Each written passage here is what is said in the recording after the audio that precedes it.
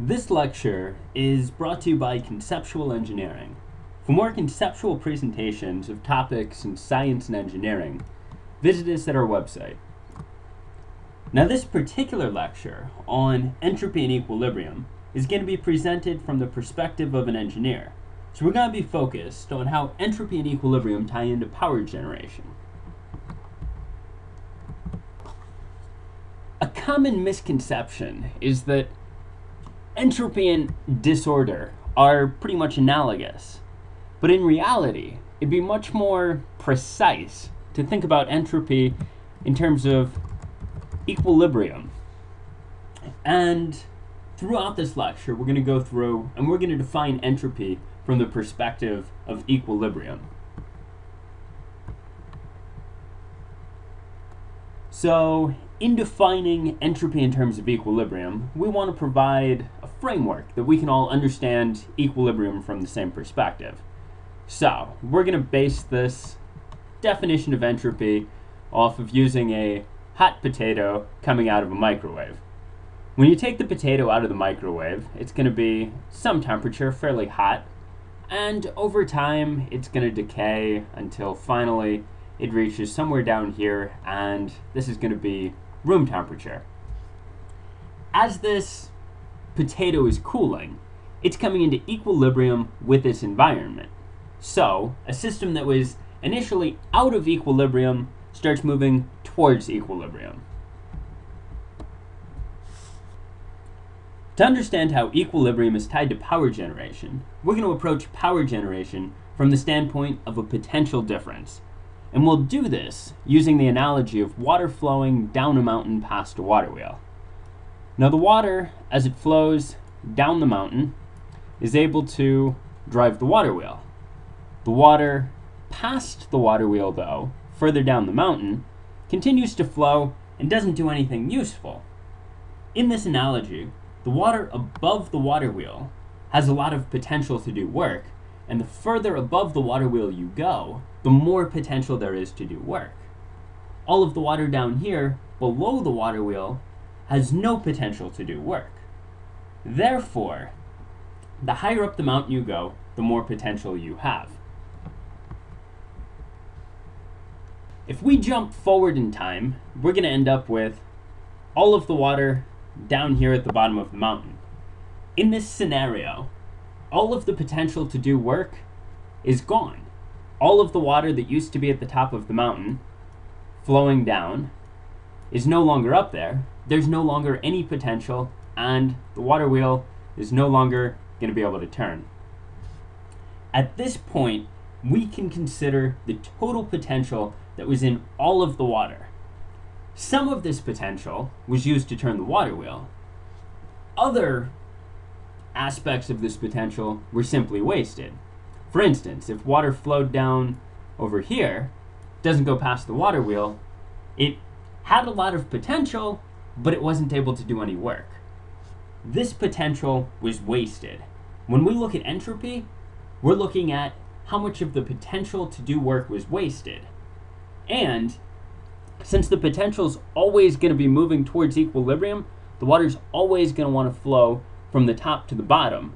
We want to set our system up to be able to capture as much of this potential as possible with having as little go to waste. So now typically as engineers, we're interested in using heat to generate power. So this can be thought of in a similar way that the water is flowing down the mountain. You could think about heat flowing from a hot source down to a cold source. If we apply our water analogy to this heat engine, same potential difference. We have a gravity-based potential difference for the water. We have a heat-based potential difference for our heat engine. The heat engine simply harnesses the flow of this heat. Now, in order to understand entropy in terms of the flow of heat, we're going to use a hot air balloon first and describe how the heat flows out of this hot air balloon. So the reason why a hot air balloon rises is because the air inside the balloon gets heated to the point that it is less dense than this air outside of the balloon. Hence, the balloon rises. But as you heat the balloon, the heat from inside the balloon is going to leak and go outside of the balloon. That's what we have shown over here. We have the heat traveling from the inside of the balloon, outside of the balloon. This is the same as our potato cooling. Everything moves towards equilibrium. Unfortunately, as the heat leaves the balloon, the air inside the balloon becomes more dense and your balloon starts to drop. To account for this, you end up putting more heat back into the balloon. So in this scenario, you can think of the heat going into the balloon as lifting up the balloon, and the heat leaking from the balloon as causing the balloon to drop. As the heat leaks from the balloon, that's generating entropy. That is taking the potential that was there to lift the balloon, and the potential is leaking, effectively, the same way that water would leak from a pipe that has a crack in it, and you're losing the potential to do work. This leaking is happening on account of the temperature inside of the balloon trying to reach equilibrium with the temperature on the outside of the balloon. One key thing that we need to notice before we can move on to the next slide is that all of the heat that enters the wall has to at some point leave the wall. Heat is conserved. There is no amount of heat that can be created or destroyed in this scenario. So everything that goes into the wall has to at some point go out of the wall. So now in the last slide, we gave a qualitative explanation of what's happening as the heat leaks from the balloon. Now we're going to look at a quantitative explanation. So over here we have inside the balloon, and over here we have outside the balloon, with this blue space being the wall of the balloon. Now, we pointed out on the last slide that the heat leaking across the balloon stays pretty much constant.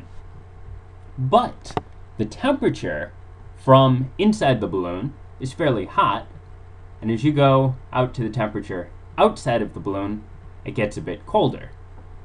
So now, since our potential difference in heat flow is related directly to temperature, you could say the ratio of heat to temperature is a really good way of defining how much potential you have or how much entropy is generated. So if we have a constant heat divided by a changing temperature, a large number divided by another large number is going to give us a fairly small number down here. If we take that same large number and divide it by a smaller number, we're left with more. And then finally over here, we have that same large number divided by now a really small number, and we get a fairly high spot up here.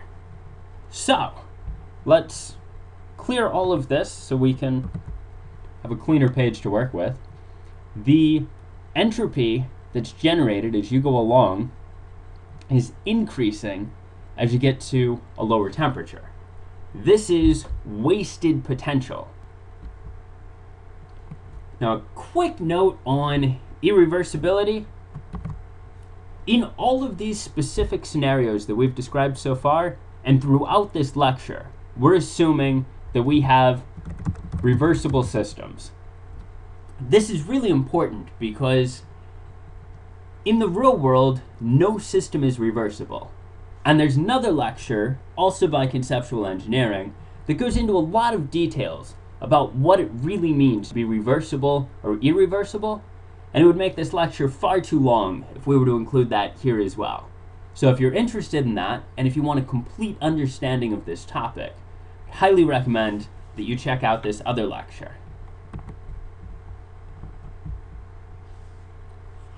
And as a final point, for the sake of completeness, when people talk about entropy and disorder, it does come from science. This isn't something where people are simply wrong.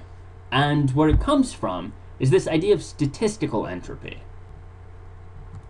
If you imagine, I have a box over here, and I lay on the bottom of the box 16 balls. So each of these balls, and the balls are colored.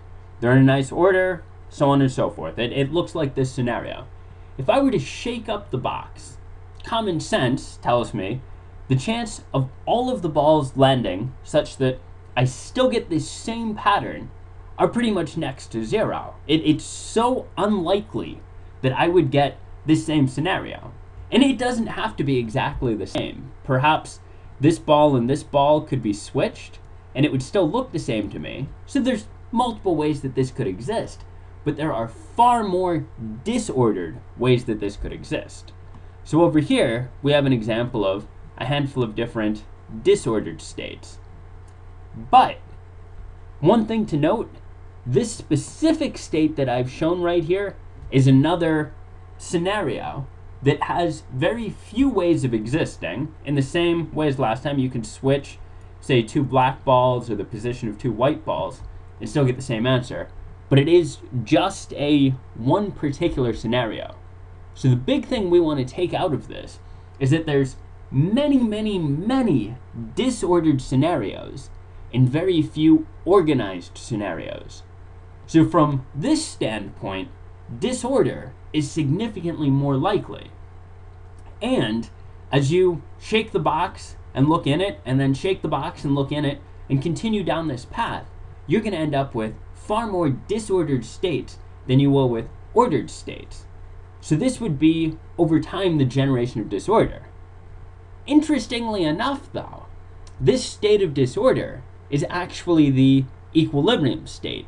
This is the state that the system moves to over time. This is the state that it's going to settle down into. So our concept of defining entropy with equilibrium still holds even in this scenario. So we have a more precise definition of entropy that works over a much broader range of possible areas. So, wrapping up, we have discussed how entropy relates to equilibrium. We have discussed how entropy is generated by wasted potential. And we've talked about how the movement towards equilibrium is directly related to this wasted potential. Any movement towards equilibrium that isn't used to generate work is wasting potential, is generating entropy. We finally discussed how the connection between entropy and disorder has come about. And it's basically the idea that disorder is truly the equilibrium state when you look at a statistical analysis of a scenario. So, once again, this lecture is brought to you by Conceptual Engineering. For more information on topics in science and engineering and conceptual presentations, visit us at our website.